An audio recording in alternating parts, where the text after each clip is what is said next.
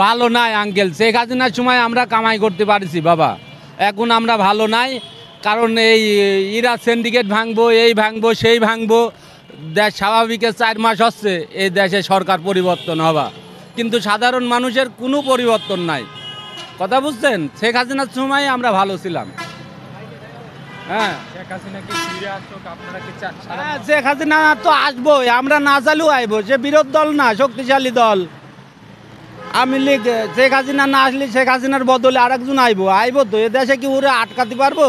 আচ্ছা, এখন এই আগামী জাতীয় নির্বাচনে আপনি দেখায় আপনি আপনি কাকে ভোট দিবেন? জাতীয় নির্বাচনে এখন কাকে ভোট দেব এটা তো বলতে পারছি না। সবাই তো চোর, চোর গেছে ডাকাইতে আইছে। এখন ভালো লোক যারে পামু তারে ভোট দিমু। কথা বুঝছেন?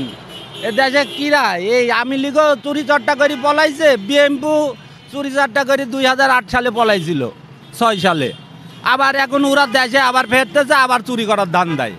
এ দেশে তো ভালো মানুষ নাই। ভালো কারে কইবেন? ভালো এখন নতুন কিছু আসতে হইব।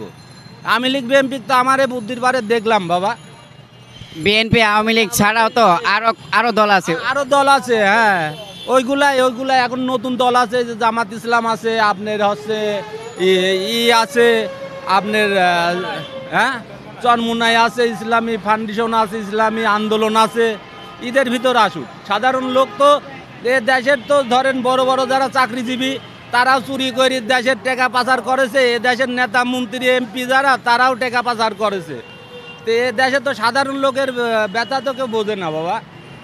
হাসিনারে চাই, হাসিনারে খালি আমি চালিত হইব না, এ দেশের জনগণের চাতি হইব। হাসিনা তো পলা ভুল করেছে। ও যদি সেই সময় আত্মসমর্থন করতো, কি পদত্যাগ করে দেশেই থাকতো, ও কি দেশের লোক মারি ফেলতো নাকি? ও দেশ ছাড়া পলাইলো।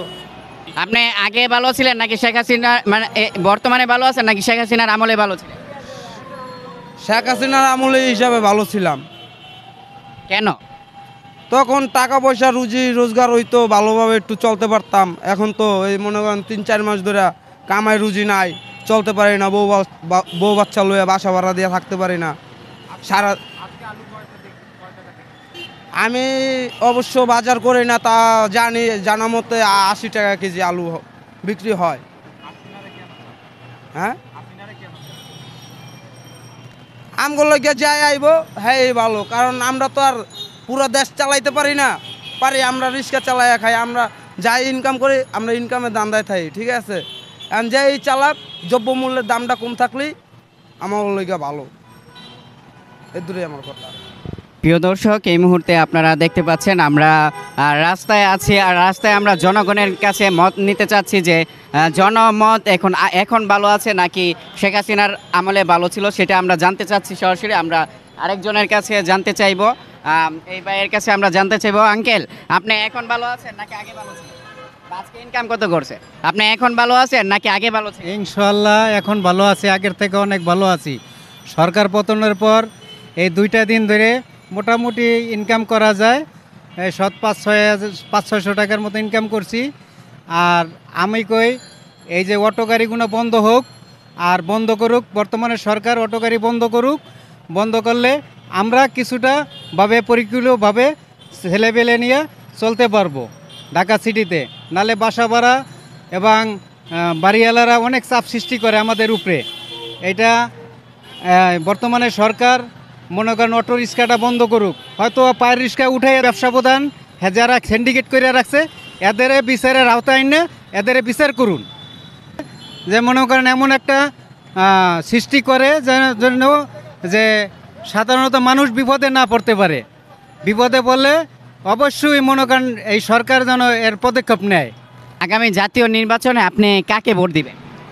ভোট জাতীয় নির্বাচনে কাকে ভোট দেব সেটা হোকলাতারের আড়ালের ভোট। আমরা 2বার করে মনে করেন আমার ভোট আমি ফখরুদ্দিনের আমলে ভোট দিছি, একটা ভোট দিছি, তারপরে আমি ভোট দিতে পারি নাই এখন পর্যন্ত।